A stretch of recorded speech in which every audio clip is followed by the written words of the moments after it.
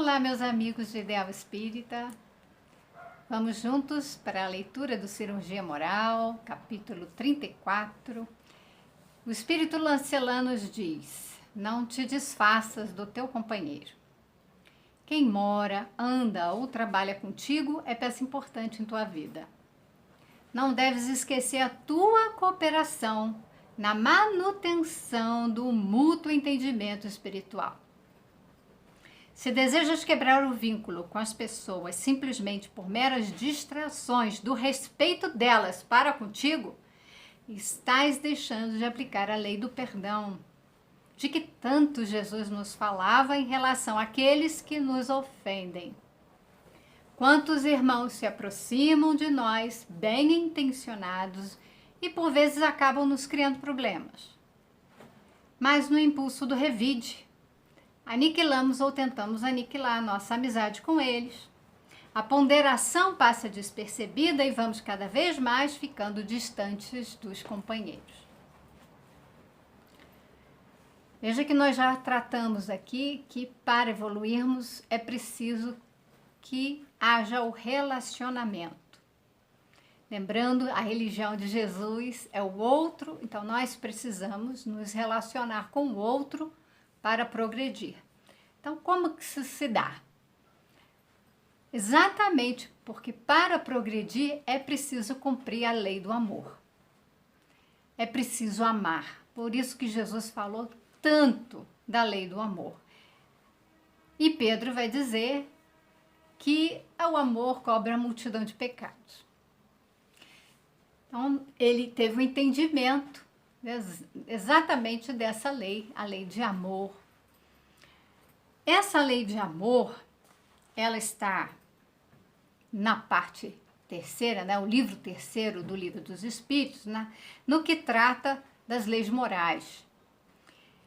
E nós temos a lei de justiça, amor e caridade, que assim colocou, né, organizou Kardec. A parte que fala sobre a caridade. Por que a gente está falando de caridade? Porque caridade é o amor em ação, é a prática. E ele coloca no subtítulo Caridade e Amor ao Próximo. Então veja que é preciso ter amor àqueles que estão conosco. Como Lancelã vai falar, que são peças importantes na nossa vida, porque nós precisamos dessas pessoas se relacionando conosco para que a gente possa perdoar o erro deles. Então, eles vão errar. Ele fala que você quer romper com determinadas pessoas porque elas, por distrações do respeito, elas deixaram de nos respeitar.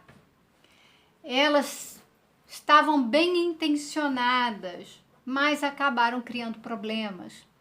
Então veja que ele não está colocando aqui uma situação absurda, né? Ele está dizendo de que às vezes, sem a intenção, as pessoas nos causam problemas, acabam nos ofendendo.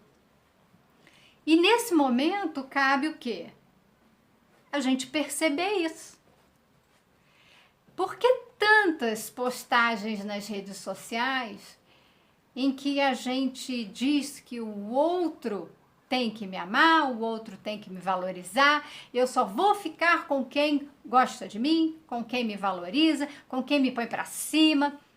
Então eu crio uma expectativa de que o outro vai fazer algo por mim, que vai me valorizar, que vai me amar, que vai me respeitar, e que eu não fico com quem não faça isso. E a gente acaba excluindo da nossa vida aquilo que nos incomoda, porque a gente não quer lidar com aquilo. A gente está num rumo de uma busca pela felicidade, em que isso se tornou até um problema. Porque nessa busca de felicidade, a gente tende a se frustrar e ser justamente aquilo que não queria. Triste e infeliz. Por quê? Porque nós estamos buscando fora de nós. Nós estamos buscando no outro o reconhecimento, o valor. Então eu quero que o meu chefe me dê um cargo à minha altura, porque eu me coloquei numa determinada altura. Eu acho que eu sou o máximo. Eu acho que eu sou uma pessoa incrível, inteligente, brilhante, que eu respeito, que eu cumpro as regras, que eu ajudo todo mundo, que eu sou o tudo de bom e do melhor. E que se os outros não me veem assim, o problema está nos outros. Isso faz com que a gente tenha que tocar na ferida. Por quê? Porque nós estamos num processo de autoconhecimento, e o processo de autoconhecimento é ter que reconhecer que essa altura aqui é idealizada. Eu quero estar ali, mas eu ainda não me encontro ali. E as pessoas, elas podem me ver nessa posição em que de fato eu me encontro e olharem como a parábola dos talentos. Dá 5 para um, 3 para outro e 1 para aquele. E se eu recebo um talento, quando eu acho que eu tinha que receber 10, vai causar o quê? Uma frustração, porque eu criei uma expectativa de que eu sou merecedor de receber muito mais do que eu recebi. Então eu sou merecedora de todo o amor do mundo, sendo que aquela pessoa que até quer me amar, quer viver comigo, ela é imperfeita, ela tem os defeitos e vícios tanto quanto eu, se é que eu não tenho mais do que ela. Então ela vai cometer equívocos, ela não vai corresponder a tudo que eu quero. Às vezes nós nos relacionamos com o outro como se o outro tivesse que adivinhar o que eu estou pensando. Como assim? Você não sabe o que eu quero? O que eu gosto, o que... É preciso dizer muitas vezes, para que o outro possa nos conhecer, saber que nós temos determinadas vontades, carências, e o outro não vai suprir isso. Não vem de fora. Quem vai ter que suprir isso somos nós mesmos. Então veja que nessa colocação nós estamos na relação com o outro para o exercício do amor. Então é a caridade, a prática do amor, nós chamamos de caridade, porque ela inclui, segundo os Espíritos na questão 886, a benevolência para com todos, a indulgência para as imperfeições dos outros e perdão das ofensas. Lancelin falou aqui do perdão, mas é preciso também fazer o bem ao outro e a indulgência. Eu preciso perceber que o outro é tão imperfeito quanto eu sou e que eu também preciso do perdão e da benevolência do outro para comigo. Tendo essa compreensão, a gente pode compreender melhor as razões, a necessidade que nós temos de conviver com as pessoas. Brigar, às vezes acontece, mas muitas vezes são egos que estão ali se defrontando. São desejos, caprichos, são ilusões. Nós criamos expectativas e depois a gente se vê numa situação de grande frustração. Então, a felicidade que a gente busca tanto, nós não vamos encontrar. Ela não está lá fora. A felicidade que a gente busca tanto e começa a eliminar as pessoas da nossa vida porque elas não nos fazem felizes, a gente vai acabar sozinho e infeliz. Quantas vezes durante o ano, durante uma semana, um mês, não recebes ofensas do cônjuge, filhos e outros parentes, e ao passar algum tempo, já te esquecestes de tudo pela intervenção dos laços sanguíneos. Então, nas relações, às vezes acontece dentro de casa, fazer um comentário, e a gente sabe que vai ter atritos, opiniões divergentes, e às vezes a pessoa critica, fala mal, né? A gente precisa estar atento. O tempo todo lançando esse livrinho, chama atenção para a gente pensar antes de falar, observar os nossos pensamentos, porque a gente vai perceber que está incomodado com alguma coisa, o problema está no outro ou está em mim. Nessa hora a gente tem a capacidade de dar um freio, porque a distância do que eu penso para chegar na boca é grande. A gente tem como frear o sinalzinho vermelho aqui na boca antes de falar. Mas a gente fala logo, a gente põe o pé no acelerador e ultrapassa o sinal. Você nem viu a cor do sinal, já atropela tudo e atropela o outro. O que a gente precisa fazer? Nessa hora é nos observar.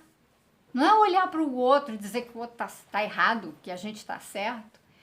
É observar o que é que eu estou sentindo, o que eu estou pensando, por que isso me afetou tanto, né? Está me incomodando. É assim que a gente caminha para o autoconhecimento. Por isso que o outro está na nossa vida. O outro não está na nossa vida para agradar. Eu estava refletindo muito isso hoje. O outro, eu estava fazendo a meditação e me veio uma lembrança do meu passado, assim, mais na adolescência, de um episódio que aconteceu comigo e depois retomou, já adulta, com a mesma pessoa, e eu fiquei assim, nossa, por que a gente fica tão preso a algumas situações com medo de desagradar? A gente quer agradar o outro e a gente acaba se machucando. A gente acaba fazendo algo que a gente não gosta, que a gente não quer. Às vezes que vai contra os nossos próprios princípios e valores. Nós nos agredimos muitas vezes em função de agradar o outro. Então a gente precisa estar atento a isso tudo. Não é nenhum aspecto, nem outro, nem é ofender o outro, agredir o outro, mas também não é se agredir. Lembra que a gente falou aqui que a gente tem que se cuidar e tem que prestar atenção no outro. É na balança, tem que colocar isso. Então é preciso, muitas vezes, na preservação e no amor que nós temos a nós mesmos, ter que dizer para o outro que existe um limite, que você ali não está para agradar aquela pessoa, você está ali para ser verdadeira, honesta, justa, que você tem princípios que te guiam. Se nós estamos aqui para fazer o autoconhecimento e sermos guiados por valores do Evangelho, é isso que deve nos conduzir. Isso que deve fazer com que a gente, ao nos conhecermos, nos pautarmos para que direção vamos tomar. A gente não pode estar aí solto no mundo. Estava estudando um artigo sobre isso, sobre anomia. A gente fica numa condição de ter uma liberdade. As pessoas às vezes entram num grau de patologia porque elas acabam não tendo qualquer direção na vida, qualquer princípio. E isso tem levado as pessoas ao suicídio, o que é muito grave. Veja que nós precisamos ter referências referências para nos guiarmos nas relações conosco mesmo. Temos a referência que é o Evangelho, as leis divinas e nos relacionarmos com o outro também. Por que não fazer o mesmo com os outros que te cercam e te ajudam a viver nas lutas de cada dia? Por que não perdoar aqueles que te ofendem? Não importa se são da família, não importa se são pessoas do trabalho, não importa se são pessoas estranhas. Fizeram algo que, vamos dizer assim, nos ofenderam, às vezes não sabem nem que ofenderam, porque nós nos sentimos ofendidos. A gente precisa também quebrar essa ideia de que o outro ofende, de que o outro me machuca, de que o outro me agride. Não. A violência, se eu pego um chinelo e bato no meu filho, se eu pego uma arma e dou um tiro em alguém, está claro, eu peguei e machuquei, cometi um ato de violência. E não só, se eu matei alguém, eu cometi um assassinato. Então, está muito claro. Mas,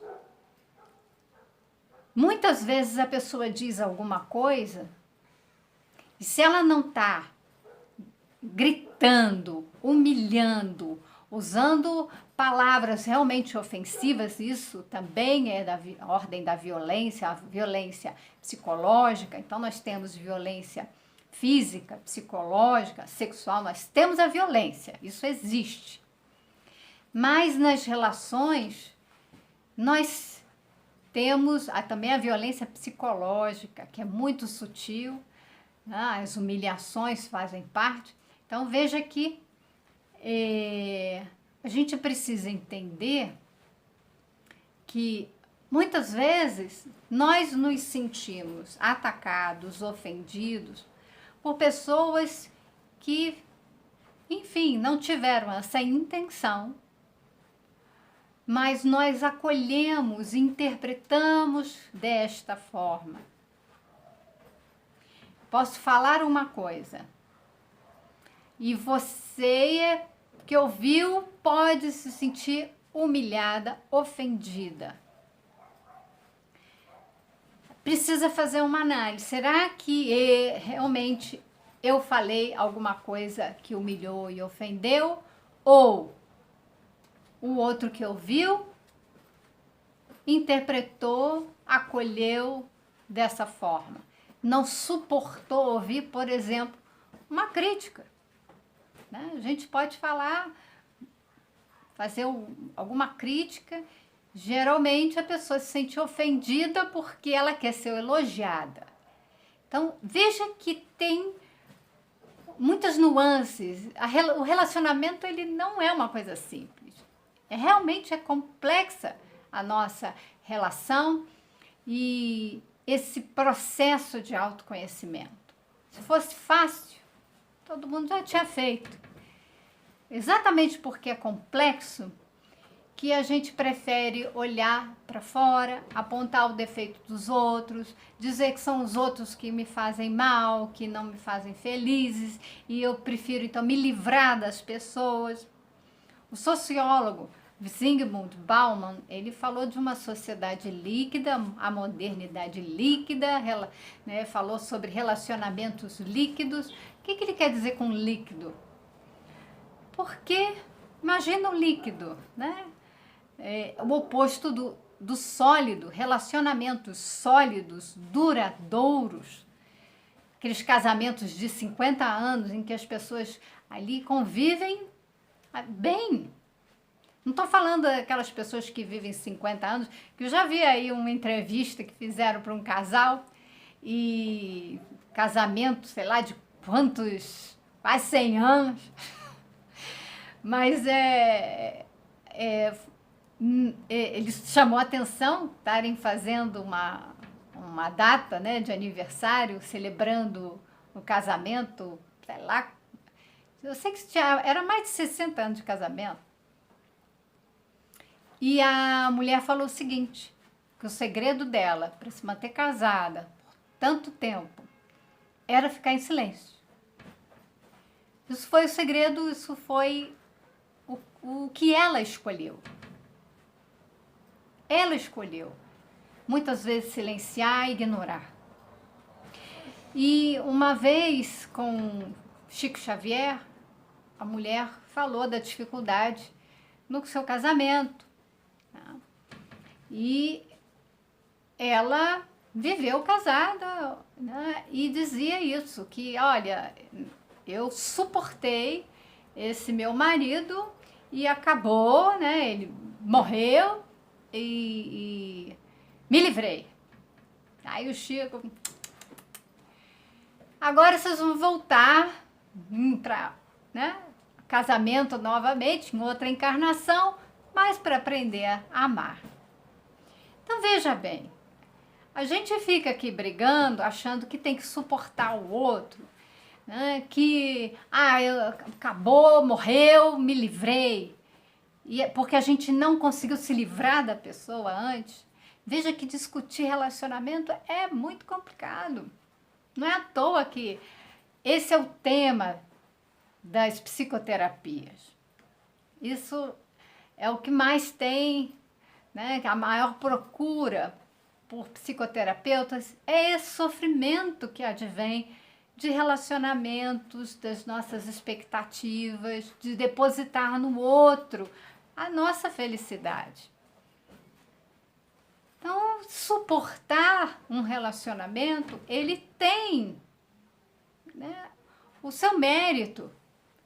Não estou dizendo que a gente não tem que fazer isso. Às vezes precisa fazer isso.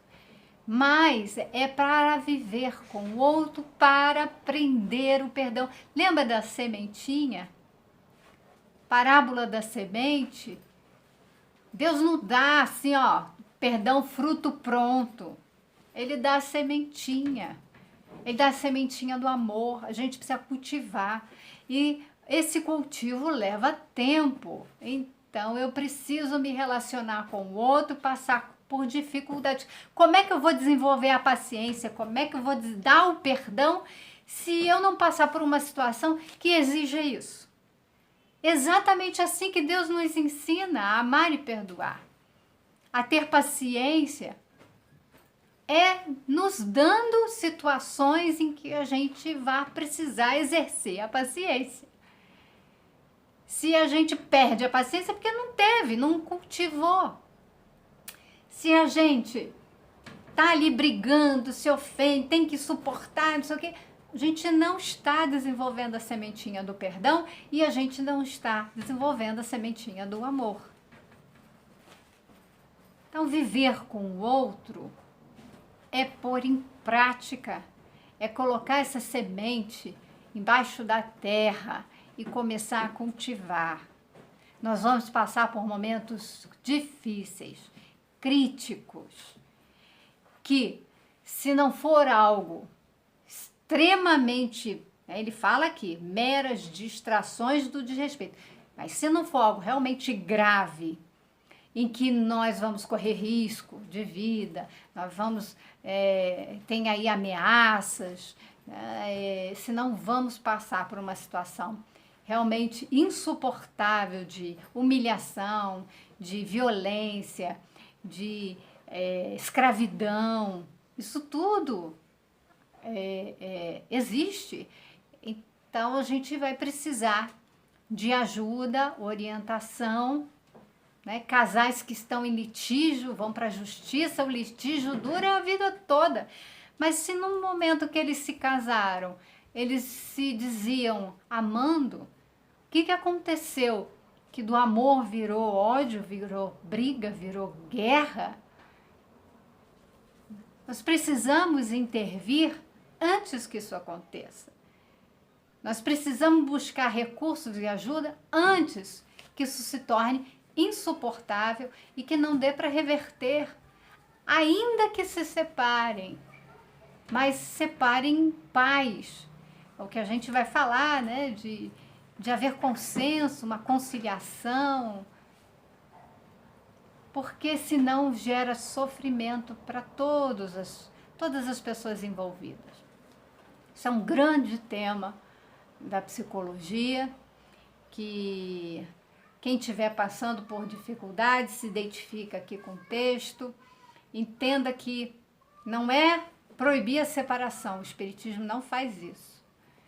O Espiritismo, ele vai falar das nossas decisões, as nossas escolhas e termos que nos responsabilizar pelos nossos atos. A nossa ação gera uma reação, um efeito. Nós temos responsabilidades e vamos ter que arcar com isso. É para a gente refletir com consciência e tomar as decisões. Então, sigamos aqui. A justiça nos manda perdoar sem distinção de classes. Ela é o amor na feição do equilíbrio emocional, que funciona como terapia nos distúrbios das irritações morais. Jamais disfarça as amizades por simples contrariedades. Então, veja aqui, ele coloca por questões pequenas. Você se sentir incomodado, contrariado, coisas pequenas, a gente precisa exercitar o perdão. A gente precisa conversar com a pessoa e dizer o que a gente está sentindo. Buscar ali a conciliação, buscar ali formas, até a pessoa dizer assim, puxa, desculpa, eu não sabia que você tinha se sentido assim, eu não faço mais, né? E você restaura aquela amizade até com muito mais confiança, porque você falou e foi acolhido, foi ouvido.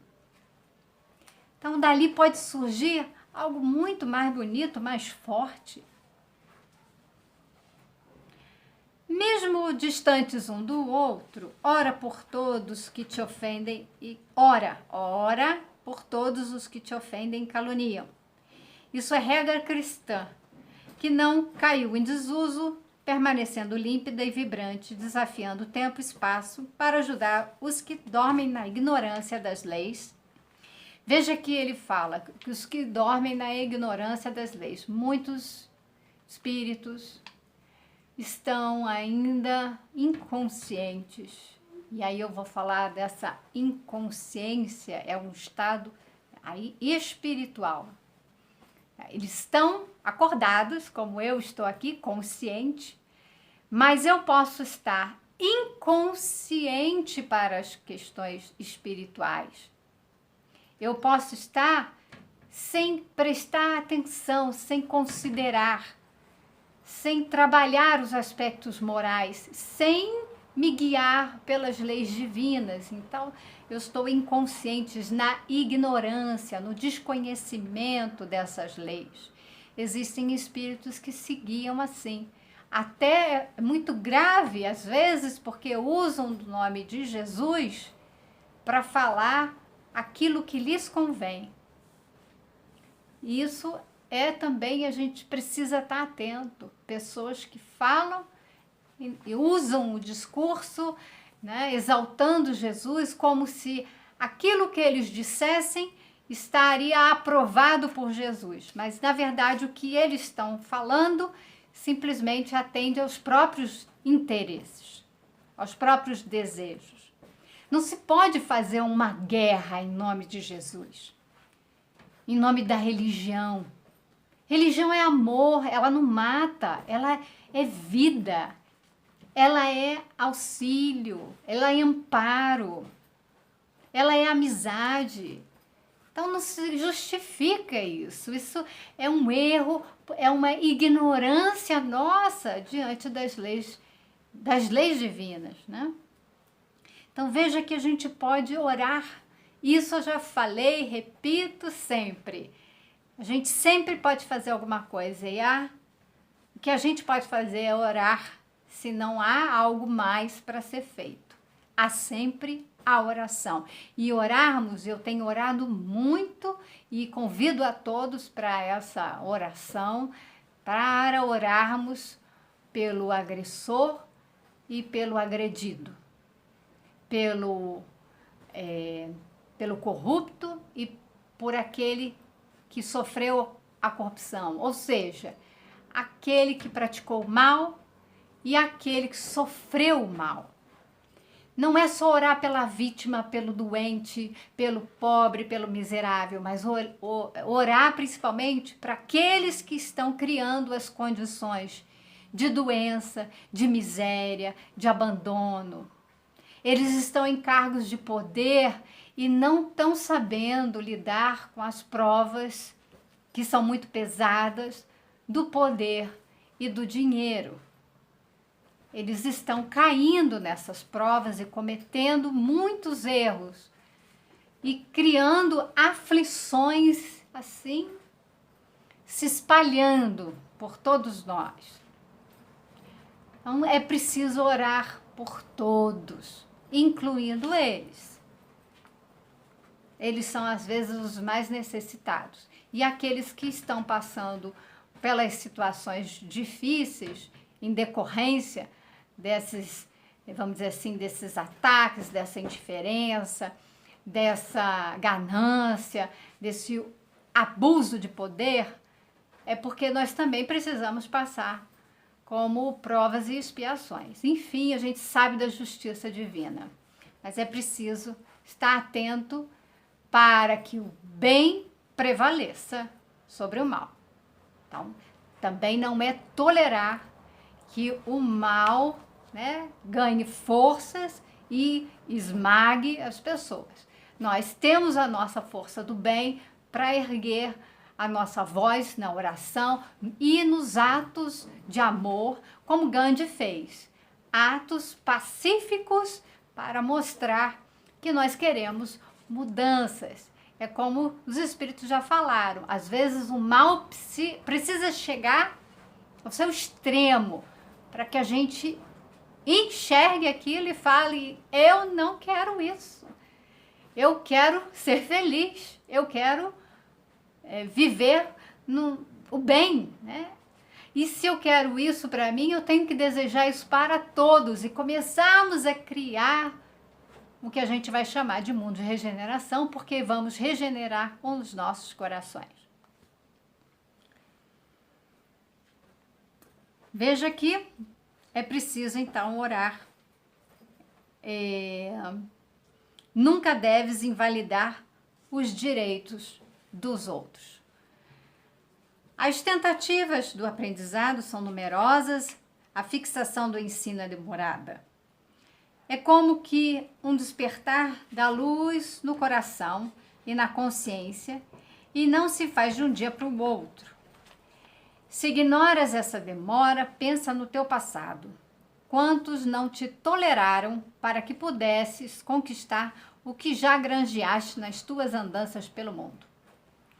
Quantas pessoas já não toleraram a nós, né? Existe escala até para o amor. Vê e compara o homem das cavernas e a vida de um santo. As manifestações de amor de um e de outro são diferentes, como diferentes são os estados evolutivos de cada posição espiritual. A gente precisa reconhecer que somos diferentes. O homem alimenta o amor próprio, achando que isso é um dever. Nutre o amor de família, como sendo compromisso. E com isso deixa surgir o egoísmo e o orgulho. Porque esse amor próprio aqui que a gente está falando é o egoísmo. Só pensa em mim. E ele acha que isso é um dever. É meu dever cuidar de mim. Fazer tudo o que eu quero, o que eu gosto, do meu jeito. Isso é me amar, né? E a minha família. Aí o orgulho, né? Aqui, ó, a minha família, como posse, é minha, eu dou para ela, eu tenho um compromisso com ela, então eu dou para ela tudo do bom, do melhor, tolero algumas coisas, enfim. Então tem falsas aparências de manutenção da tranquilidade e da honra. É uma falsa aparência, né? Já a vida de um santo é completamente diferente, o seu amor é universal, semelhante aos braços da luz solar, acolhendo todos com o mesmo calor. Imita a água, saciando a sede de quem a toma, sem distinção.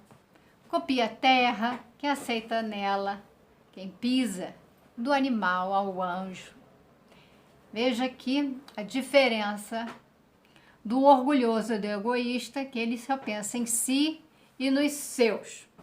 Eu só penso em mim e aí eu protejo a minha família, porque não, é meu filho, é minha posse, então eu preciso proteger, ninguém vai atacar, ninguém vai falar mal, né? Só que os outros eu não tô nem aí.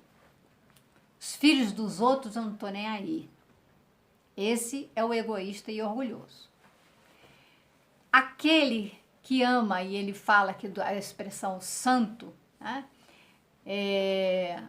Aquele que ama verdadeiramente, ele ama a todos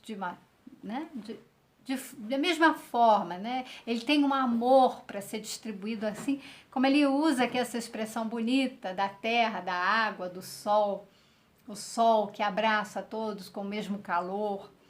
Né? Então veja que existe essa diferença. Quem ama como um santo, né? Vamos dizer assim, esse é o verdadeiro amor. Esse é o amor que Jesus falou. Esse que é o amar a si mesmo e amar o próximo, porque eu amo o outro como eu me amo. Eu não faço distinção, eu não sou melhor do que o outro. Eu não quero coisas melhores para mim e para os outros dar o que sobra, dar o que der. Não é, eu quero para mim a mesma coisa para o outro. Quero ser feliz, até porque eu só posso ser feliz se o outro também for. Estamos caminhando para esse comportamento do amor sem fronteiras, que se torna a luz no coração de quem ama no verdadeiro sentido da palavra amor. Não tentes quebrar teu relacionamento com as pessoas em virtude de simples distrações delas para contigo. Quantas vezes não fizeste o mesmo para com os outros? Cada perdão que a tua conduta fizer figurar em tua vida é um raio de luz que acendes em favor da harmonia universal, e essa claridade te servirá nos caminhos que haverás de percorrer. Veja que se eu faço isso, se eu gero amor, eu me banho desse mesmo amor. Então, é a mesma luz que se faz para mim, se faz para os outros. Então, todos nós, por isso que só há felicidade, como eu falei, quando a gente faz o outro feliz, a gente se banha dessa mesma luz. Aproveita as oportunidades de desfazer incompreensões, criando entendimento por onde passares, que a tua consciência marcará a tua vitória no reino que escolheste para viver. Quem destrói amizades está desligando fios divinos que conduzem vida para o seu próprio coração. Então, é importante a gente refletir muito se o problema não está em nós e poder conversar. Essa é a dica aqui dessa psicóloga também, né? Que dialoga, abra o seu coração, conversa com o outro. Às vezes é algo simples de se resolver, às vezes é um pouco mais complicado. Então, uma ajuda profissional, busque um psicólogo, busque um terapeuta de família, de casal. Vá trabalhar as suas questões, faça o seu autoconhecimento, se fortaleça nesse amor, que é amar a si e amar o outro de uma mesma forma, de uma mesma luz, do mesmo brilho. Porque esse é o caminho. Você veja que esse é o caminho que a gente vai construir para o mundo de regeneração. Quem não conseguir vibrar nisso, precisa de ajuda. E a ajuda, ela está aqui, a gente pode dar. Deus está estendendo a mão. Né? A gente pode ouvir desses profissionais, né? Ter o encaminhamento ali com esses profissionais de algo que a gente está precisando e se beneficiar muito nesse processo.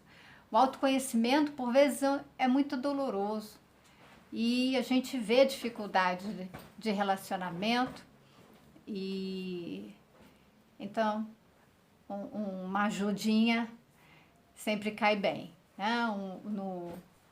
No meio espírita tem um atendimento fraterno que não deve funcionar como uma psicoterapia. Atendimento fraterno não deve ser toda semana como uma sessão de psicoterapia. Atendimento fraterno, ele tem uma metodologia própria e aquele profissional, aquela pessoa que está lá não é um profissional necessariamente da área da psicologia. Então, muito cuidado com isso, mas é um lugar de acolhimento, em que a gente pode receber alguma ajuda, alguma orientação, fazer o tratamento espiritual. Eis aí muitas opções. O importante é a gente começar a entender e a investir mais no amor e no perdão. Muita paz e a gente se vê no próximo encontro.